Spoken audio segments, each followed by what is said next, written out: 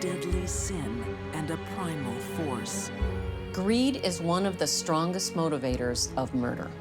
A desperate businesswoman kills for cash. She would do anything to get it, including murder. A bizarre love tryst leads to a savage murder. He just saw his internal organs laying outside of his body. And a midwife turns from caretaker to cold-hearted killer. Most of us could not contemplate murdering small babies, our own or anyone else's. These are deadly women, warped by greed, prepared to spill blood for money.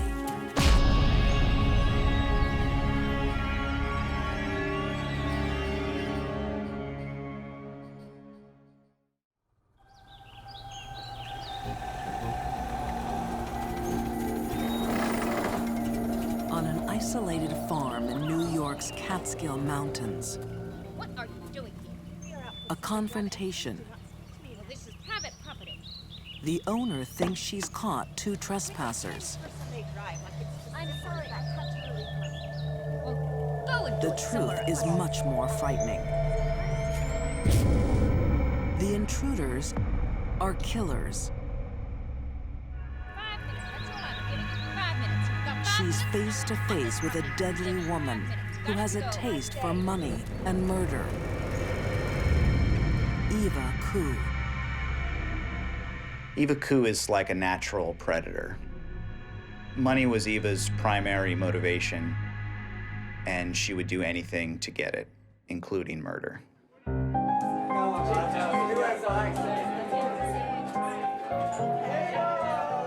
Eva Coo is a sharp businesswoman. At the height of Prohibition in the 1920s, she runs the busiest speakeasy in town. Little Eva's Place, it was called. Lots of loud music, lots of women, lots of alcohol, and everybody visited Eva Coo's place that wanted a good time. New York playwright Isaac Rathbone has turned Eva's sordid life story into a stage production. The story of Eva Coo is the story of survival. You have a woman who wants to survive on her own, and she will go through any means necessary to survive. There are stories of her having the sheriff's department and the police in her back pocket by offering them alcohol and women so that they would kind of turn a blind eye to her operations. Eva's Place is home to a cast of characters. The resident barfly is Eva's slow-witted handyman, Harry Wright. Harry Wright, or as he was known around the town, Gimpy Wright, was an older man in his 50s who lived with his mother. He was crippled, he was an alcoholic.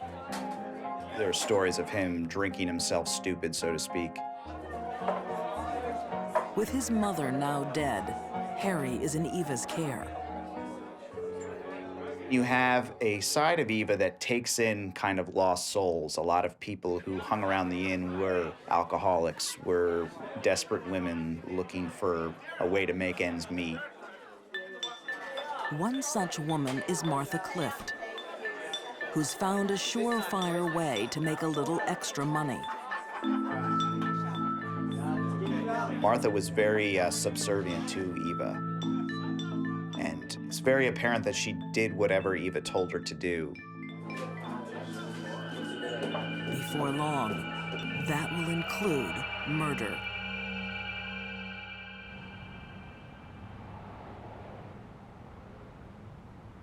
For ex-FBI profiler Candace DeLong, Eva Coo's story fits a familiar pattern. It's more common for women than men to have greed as a motivator for murder. With business booming, Eva's greed is satisfied. Until disaster.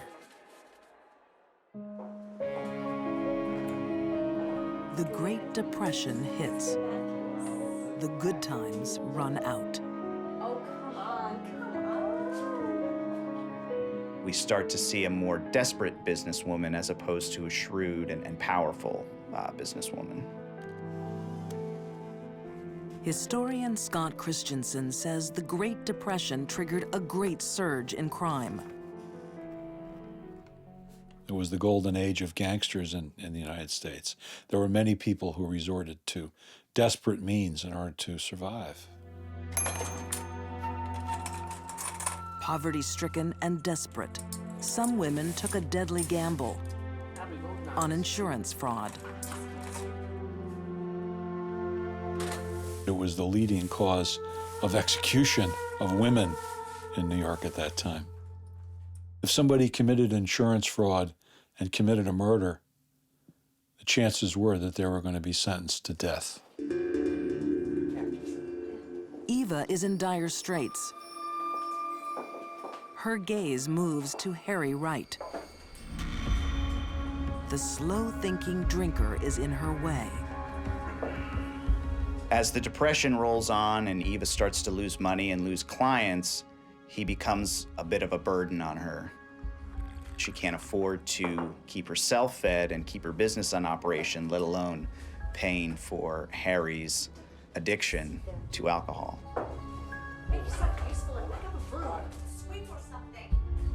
By 1933, as Eva has hit rock bottom economically, she decides that she is going to take out an insurance policy on Harry Wright and murder him.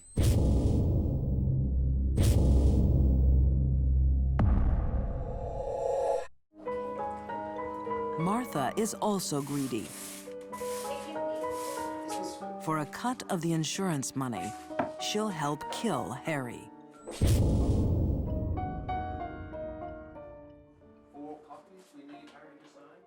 It begins at the insurance office.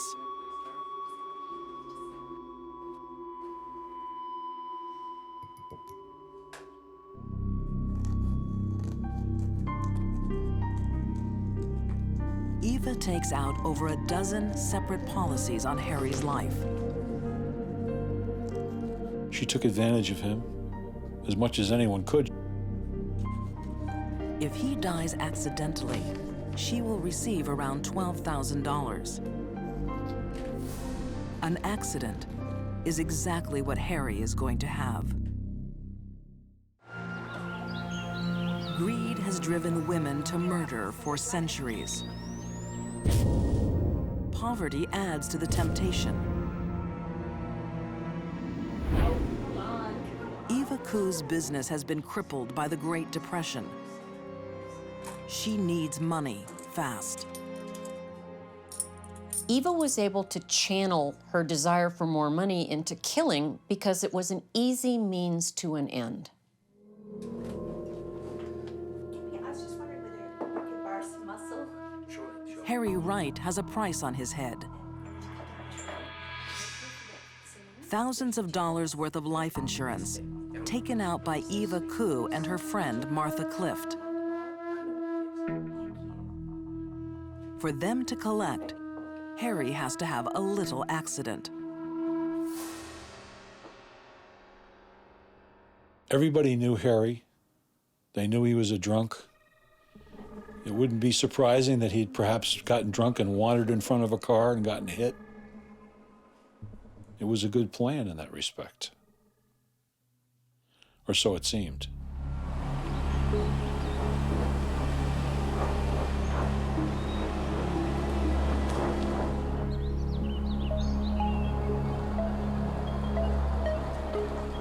Eva and Martha drive Harry to a deserted farm on nearby Crumhorn Mountain. Crumhorn Mountain was very desolate at the time. It was very isolated. Not too many folks lived up there, and it was the perfect place for Eva to bring Harry Wright to kill him. She came out wielding a large wooden mallet and struck Harry on the head.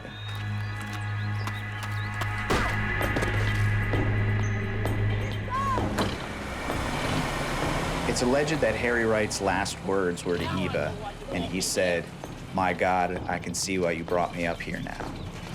No, Eva! No! No, But Eva! this insurance job has to look like an accident. No! No! It's the perfect crime. As long as there are no witnesses. Hurry up! Cover him!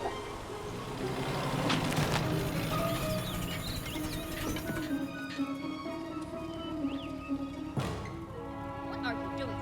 We are out for a Sunday drive, and this is private property. When angry farm owner Eva Fink suddenly turns up, I'm sorry, I had to relieve myself. Eva decides attack is the best defense.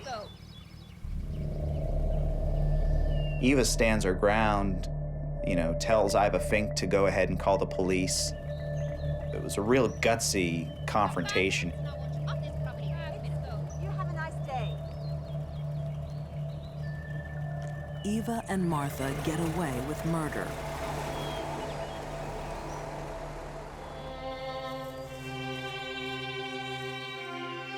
They dump Harry's bloodied body in a roadside ditch, just a few hundred feet from Eva's inn.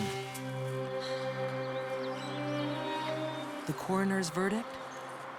Hit and run. It seems the awful truth will be buried with Harry. Eva then went to cash in the insurance, and it was at that point that the problem developed. Nice to see you again, Miss Coo. Eva is a little too eager to get her hands on the money. The insurance agent, looking into the claim, It's warm, isn't it? apparently became suspicious.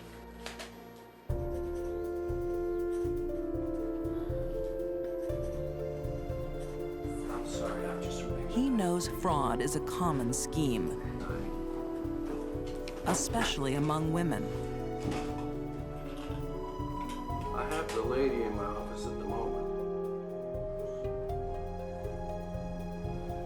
She appears to be extremely nervous. Alerted by the insurance agent, authorities demand a new autopsy. Harry gives up Eva's secrets from the grave. Harry Wright had no broken bones below his chest. His rib cage has collapsed on his lungs, and he had an injury to the head caused by the mallet. They thought that was a little suspicious for a hit and run, seeing he had no injuries to his legs or to his hips. It's a theory confirmed by forensic pathologist Janice Amatuzio. There's a different pattern we see when an individual is standing upright and is struck by a car. And those injuries usually are on the lower extremities, they're on the feet, the ankles. We look for what are called bumper fractures. However, if they're laying on the roadway and a vehicle just simply drives over them, the injuries are distinctly different. We don't get the bumper fractures to the lower extremities. We tend to get the crushing type injuries. Forensic evidence is bringing Eva's grand plan undone. And when Eva Fink reports her odd encounter on Crumhorn Mountain, the police make their move. After 2 days of interrogation with no sleep, no food, no drink, Martha Clift confessed, but said that Eva had killed Harry Wright. Her confession spares Martha the death penalty. She gets 13 years. Martha Clift had actually committed the murder. She'd driven the car repeatedly over Harry, killing him. He was not yet dead from the stroke of the mallet. She'd carried out the murder as much, if not more so, than Eva. Eva Coo is not so lucky. found guilty of first-degree murder. She is executed in the electric chair on June 27th, 1935. There are two sides of Eva. One is a very caring and giving person. The other one is a cold-blooded killer. It was a shame that the darker side, I guess, had taken over and she had decided to kill this man who she swore that she would care for and nurture and protect. To me, that's the saddest part of this story.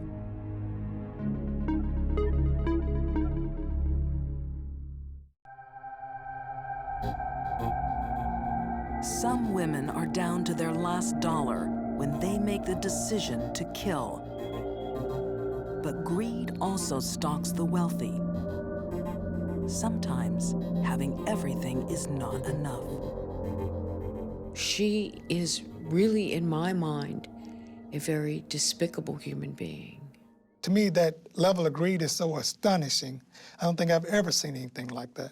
She's just an evil person.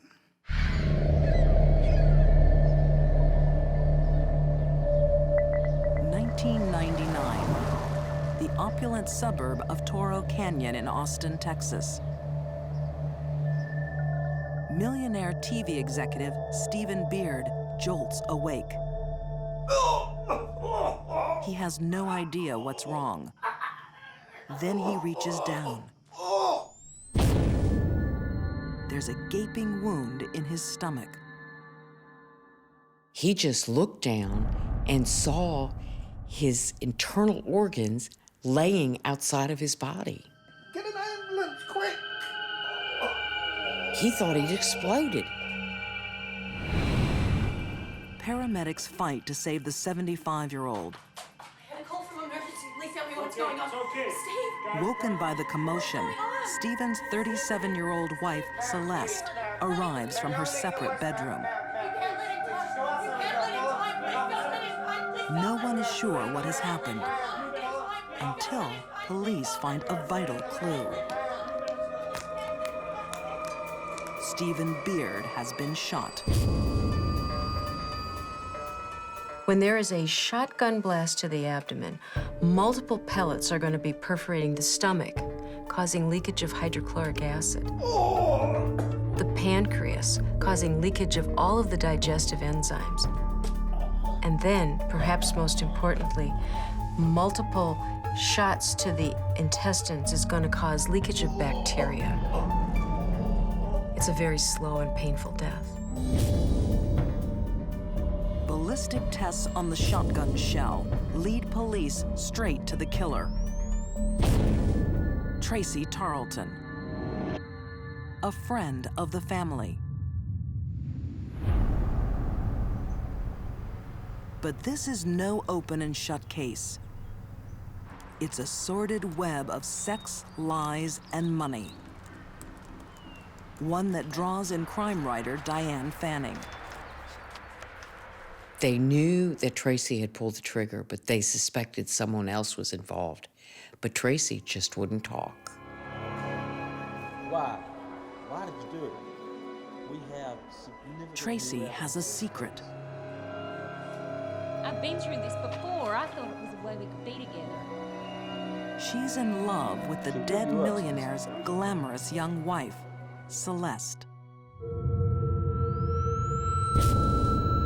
But Celeste Beard is not the woman Tracy thinks she is.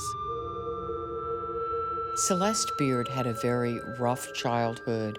There was a lot of instability, alcohol abuse in the family, and she really had it rough. Celeste grows up to become a teenage mother with a string of broken marriages.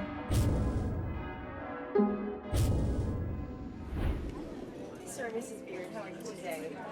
Would you like some coffee? By her mid-30s, Celeste is a struggling single mother working at the Austin Country Club.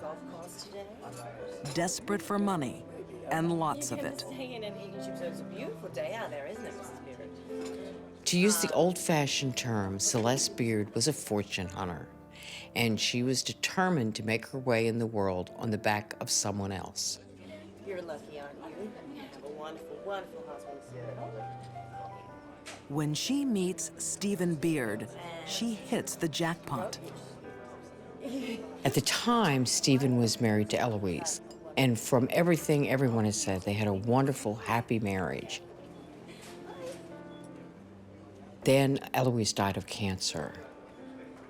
And when that happened, Celeste knew what she wanted.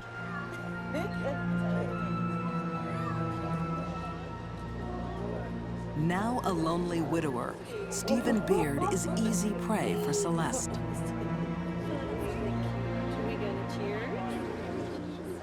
She paid attention to him. That's what he needed at the time the most, was someone to pay attention to him. And he just went hook, line, and sinker.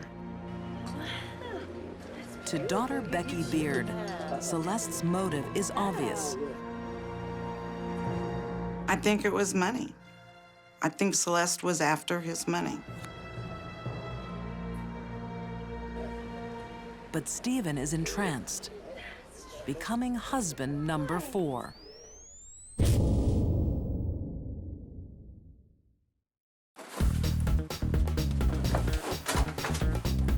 With riches beyond her wildest dreams, Celeste launches an epic shopping spree. She was insane about spending money. She could have gone a year and a half wearing a different pair of shoes and purse every day and not run out. At one point, he gave her $1 million outright, and she went through it in record time, like 6 months. Hey! The only thing Celeste isn't willing to spend is time with her husband. Come on, Celeste. You know what time it is.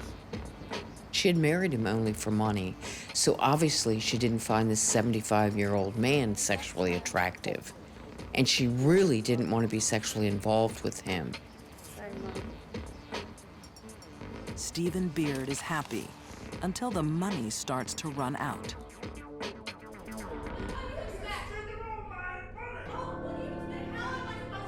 He wants to cut off her cash supply. But Celeste can't survive without money and says she'll kill herself to keep it. Celeste threatened suicide when Stephen wanted to cut off her supply of money because for Celeste, shopping was like heroin. She had to do it. Every time she bought something, it made her feel good. But for Celeste, there was never enough. 50 million wouldn't have been enough.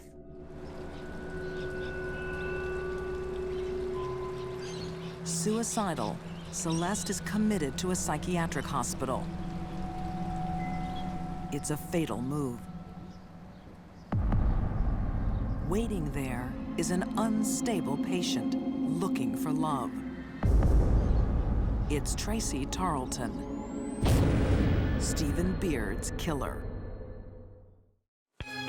Celeste Beard is a fortune hunter. Her prey is millionaire husband Stephen Beard, but he's getting jumpy. When Stephen threatened to take away her credit cards, it threatened her very self-esteem. After threatening suicide, she's placed in psychiatric care and meets Tracy Tarleton. Tracy was an emotionally unstable woman who had been in and out of hospitals for depression and other disorders for quite some time. Lonely 35-year-old Tracy hungers for love in the same way Celeste craves money. She's infatuated with this glamorous new patient. And Celeste leads her on. Tracy Tarleton loves Celeste Beard. I don't think there's any doubt about that. Prosecuting attorney Gary Cobb. Celeste Beard, I don't think ever loved, maybe didn't even like Tracy Tarleton, but she was willing to engage in a lesbian relationship in order to get what she wanted. Celeste used sex to get what she wanted, and what she wanted was money. Outside hospital, the affair intensifies. There she is. And it's anything but a secret. We had pictures of them together looking like a couple. We had evidence that they were going to shows together. We had evidence that they were going to couples counseling together. We had evidence that Celeste Beard had brought Tracy a particular kind of ring to wear to cement their relationship. Celeste can't stand her millionaire husband, Stephen, even drugging him so she can sneak out. But she can't afford a divorce. Because Celeste had signed a prenuptial agreement, she was only guaranteed a minimum amount of money if she divorced Stephen. And he had already given her that money, and she'd blown it. Well, Miss Tracy is a sharpshooter. Blinded by greed, she makes a decision. Stephen has to go. The solution for her was, if I kill him, I can have a lot of money, and it'll all be mine. In Lovelorn Tracy, Celeste has found a willing accomplice. I think for Celeste and Tracy, they had a master-slave relationship. Celeste was the master, Tracy was the slave. Tracy's master has a job for her. Celeste planned the killing out very carefully. She drugged her husband's drink to make sure that he fell asleep.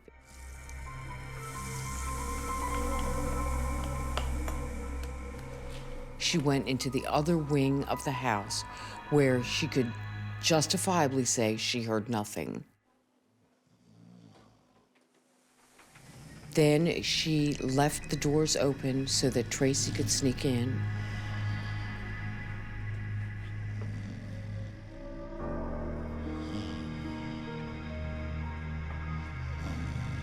Tracy has her own reasons for wanting Stephen dead. He's the one thing standing between her and true love. Tracy's faith is absolute. She assumes Celeste will get rid of the evidence. Celeste Beard never attempted or intended to pick up the shotgun shell. And the police immediately go to Tracy Tarleton's house. And Tracy's not a very good criminal. She was not a person who had the proper frame of mind to kill somebody. She's already feeling guilt about it. She immediately tells them, while they're at her front door, yes, I have a shotgun. Tracy Tarleton pays a high price for love. Sentenced to life for murder. But Celeste is still under suspicion. I had a call from the deputies. It's okay. Next, Steve, what's going on? Please, can you If I was the first officer on the scene in a house where a married man had been shot in his own bed and his wife wasn't sleeping with him, the very first thing that would occur to me is that she was somehow involved in the shooting. She had nothing to do with it. They kept pressuring Tracy, trying to get her to give up Celeste, because they knew there was no reason for Tracy to do this completely on her own. Tracy stays silent, waiting in jail for the woman she loves. Celeste waits for no one.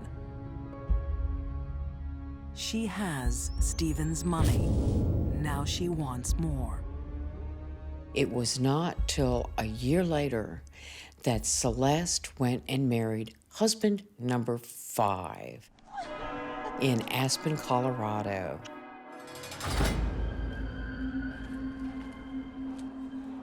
Tracy Tarleton reads one day in the newspaper that Celeste Beard has remarried. And she is shocked by that. But what that drives home is Celeste Beard never loved her, never cared about her, and only used her. That bitch, she used me. Furious, Tracy breaks her vow of silence. What did Celeste make you do? She made me shoot her husband. Celeste Beard is found guilty of first-degree murder and sentenced to life. It was wonderful. It was absolutely wonderful. It was, thank you, Lord. What brought Celeste down was greed, self-centeredness, and a willingness to do anything she wanted, no matter who stood in the way. This is a woman who showed up at his house when she came to live with him with a box that contained everything that she owned. One box. And he gave her mansions, gave her lake houses, gave her entree into a society she never would have been able to step her dirty little feet into. And for that, she turns around and murders him.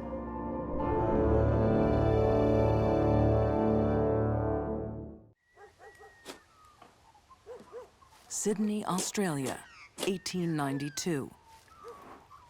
In a working-class suburb, plumber James Mahoney is digging a backyard trench. He found more than the pipes that he was looking for. It looks like a bundle of rags.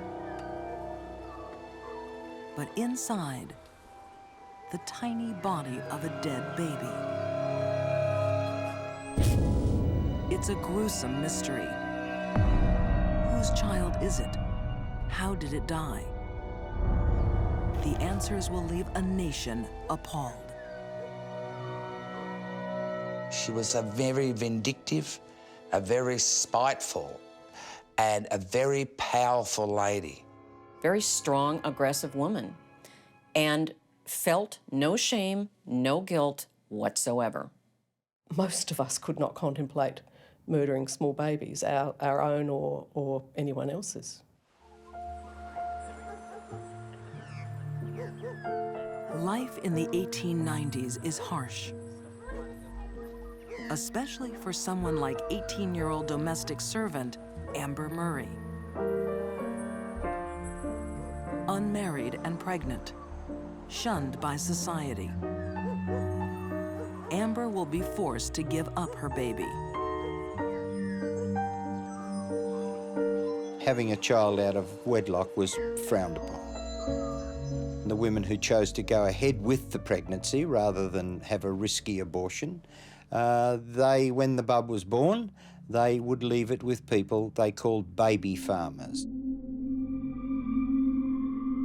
According to crime writer Paul B. Kidd, baby farming was a booming business. The mother would pay them a weekly allowance to mind the child, and then when the child was old enough, they'd reintroduce it, boy or girl, back into the family as a niece or a nephew.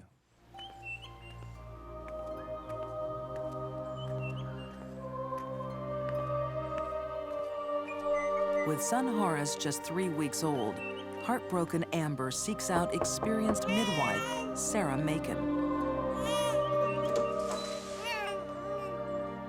The 47-year-old has spent her whole life caring for infants.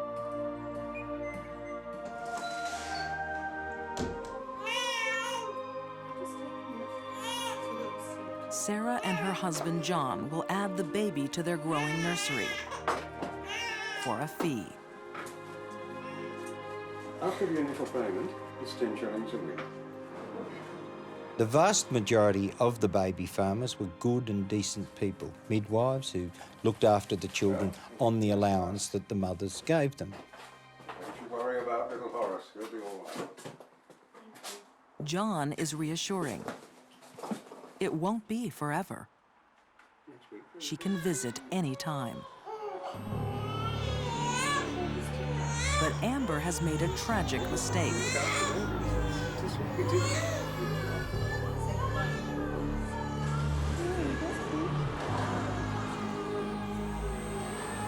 Sarah Macon is more than a midwife and mother. She's a murderer.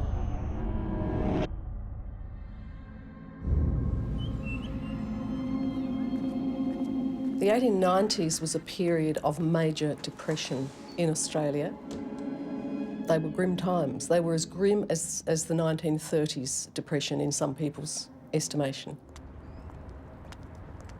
Sydney's official historian, Shirley Fitzgerald, says poverty forced many to extremes. The reality day to day for people was a hard grind, high infant mortality rates, high death rates, insecurity in the job markets. It was a very harsh life. But greed drove the Macons over the edge. They're ignorant, they're poor, they're desperate, they have a number of children of their own. The fees from baby farming go further if you don't have to spend them on the baby. Amber will never hold her son again. Little Horace is already dead. His body buried under cover of darkness.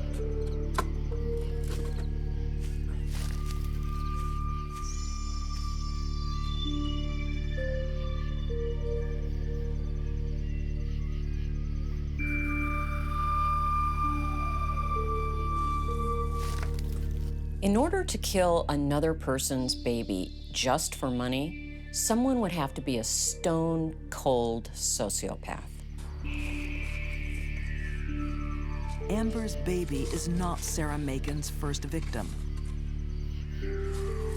And he won't be the last. But no secret can stay buried forever.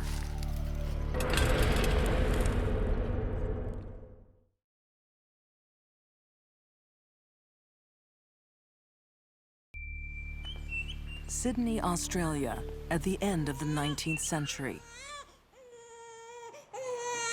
Sarah Macon is a baby farmer, paid to care for illegitimate children. But a tiny body has been found buried in a backyard. Sarah's dark secret is unearthed. The whole garden is a graveyard. Sarah Macon is a serial killer.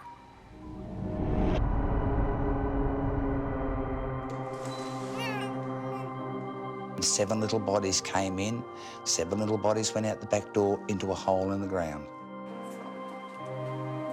It had never been determined if they were buried alive or how they really died. The manner in which Sarah disposed of the bodies of the babies, as if they were nothing more than a piece of trash, speaks to the core of her being. She felt nothing. She didn't even have enough regard to bury these babies properly. Once the babies are dead, the Macons collect more payments. To keep one step ahead, they are constantly on the move.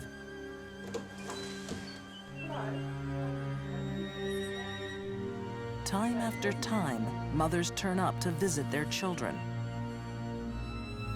only to be greeted by unfamiliar faces.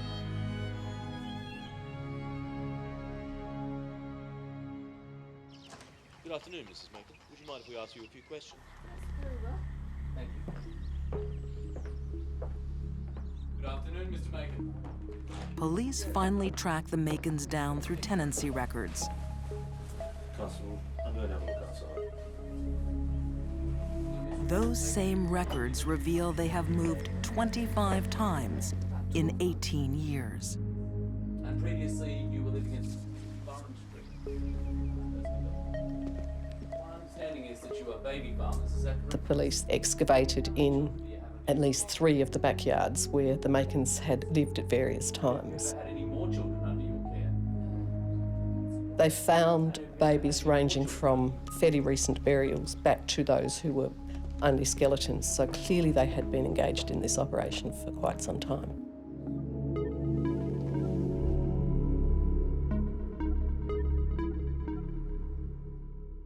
In total, the police had unearthed 14 infants' bodies in the backyards.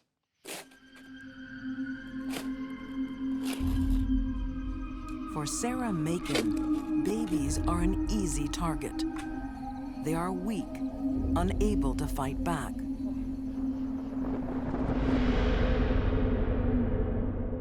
Babies are at the most risk in our society to be discounted or hurt, probably because they haven't formed a personality. Sometimes people just don't see them as persons. For years, these baby farmers sowed their wicked crop, harvesting money from desperate mothers, then disappearing. The fact that this went on for years and involved a lot of planning and cover-up shows Sarah's above average intelligence.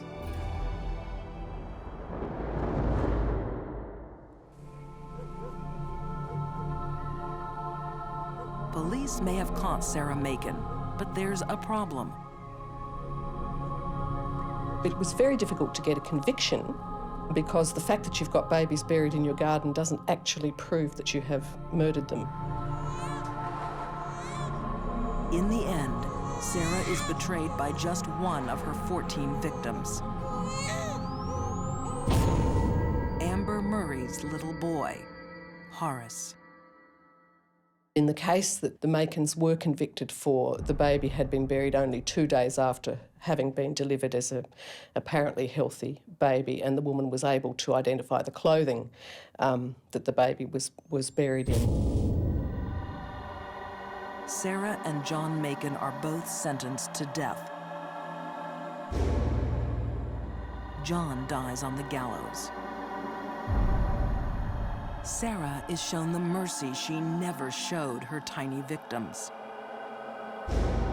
Her death sentence is commuted to life behind bars.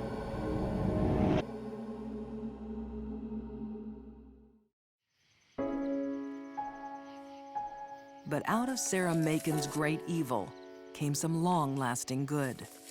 It led to a change in the way the state saw its obligation to its children, and it resulted in the development of child protection and child care legislation. I find the story particularly sad because here were women who accidentally got pregnant but still wanted to raise their child. So they find someone that they think will take care of them for a few months.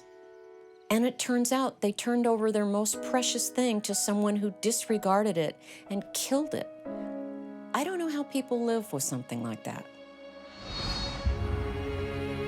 These deadly women chose money over morality. The lure of an easy dollar drove them to unspeakable acts. Threatened by poverty, Eva Coo was happy to cash in a man's life. Celeste Beard had everything, but was destroyed by her own insatiable greed. And Sarah Macon's desperate need for money cut short 14 young lives. Desire for the dollar is a potent force. These deadly women were happy to spill blood for money. But in the end, they were left with nothing.